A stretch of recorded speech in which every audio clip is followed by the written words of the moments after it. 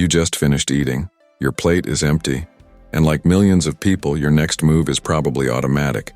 You sit on the couch, turn on the TV, and stay there. But what if I told you that the first few minutes after your meal may be an opportunity to help your body handle that food better?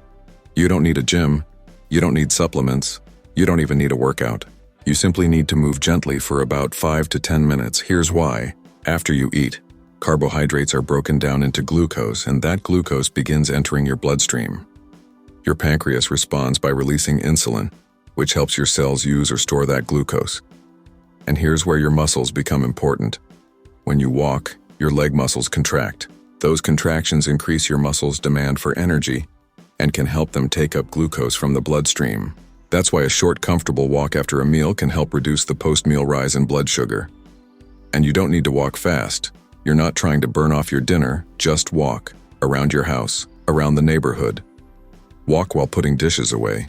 Even gentle movement around your kitchen counts. But there's another reason this habit matters. Think about that heavy feeling after a big meal. You feel stuffed, a little sluggish. And all you want to do is lie down. Gentle movement may help some people feel less uncomfortably full and can support normal digestion. But there's one thing you especially shouldn't do if you're prone to heartburn. Lie down immediately after eating. When you're upright, gravity helps keep stomach contents down. Lying flat with a full stomach can make reflux symptoms worse for some people. So instead of going straight from the dinner table to the couch, stay upright and move gently. And remember, this isn't a magic trick. A 10-minute walk doesn't cancel out an unhealthy diet, but health isn't built from one giant decision. It's built from small decisions repeated hundreds of times. Think about how many meals you eat in a year. That's hundreds of opportunities to make this simple change. So here's your challenge.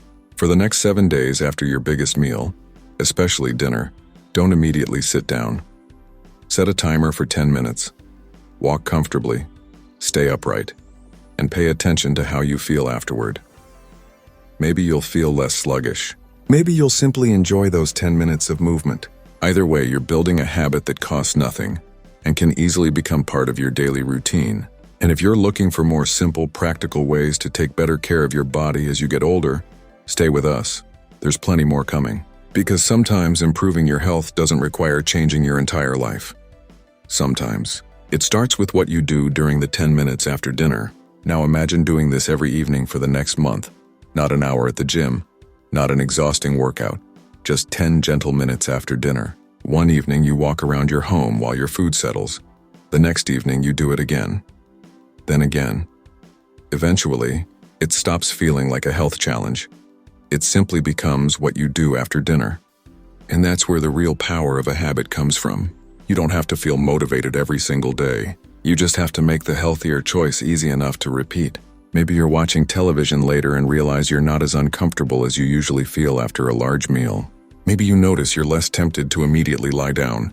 Or perhaps the biggest change is simply knowing that you did something good for yourself before ending the day.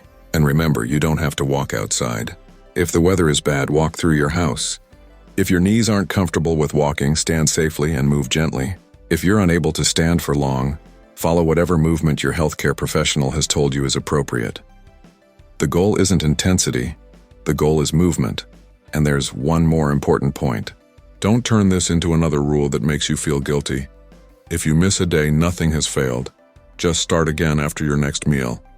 Because your health isn't determined by one dinner. It's shaped by what you do most of the time. So tonight, when you finish eating, pause before heading to the couch. Ask yourself one simple question. Can I give my body 10 minutes? If the answer is yes, get up. Take a slow walk. Stay upright. Breathe. Let those 10 minutes belong to you. And if you enjoy simple health habits like this, keep coming back to this channel. We're going to keep exploring the small things you can do every day that can make a meaningful difference over time. Because sometimes the biggest changes don't begin with a complicated plan. They begin with something as simple as putting your fork down and taking your first step. And here's the part I want you to remember. You don't need to completely change your lifestyle tomorrow morning. You don't need to become a fitness expert. You don't need to count every calorie or buy expensive equipment. Start with one small decision. After your next meal, move. 5 minutes, 10 minutes. whatever you can safely manage. Because the goal isn't to punish your body for what you ate. It's to help your body process the meal you already enjoyed. And over time, those little moments can become powerful. 1 walk becomes 7, 7 becomes 30, and 30 becomes a habit you no longer have to think about. So tonight, when dinner is finished, don't immediately reach for the remote. Stand up, take a few comfortable steps, walk around the house, put away the dishes, stay upright. Give your body those few extra minutes. And if you want more simple, realistic health habits that you can actually use in everyday life, you know where to find us. Take care of yourself, take care of your body, and remember, your next healthy choice doesn't have to be tomorrow. It can be the very next step you take.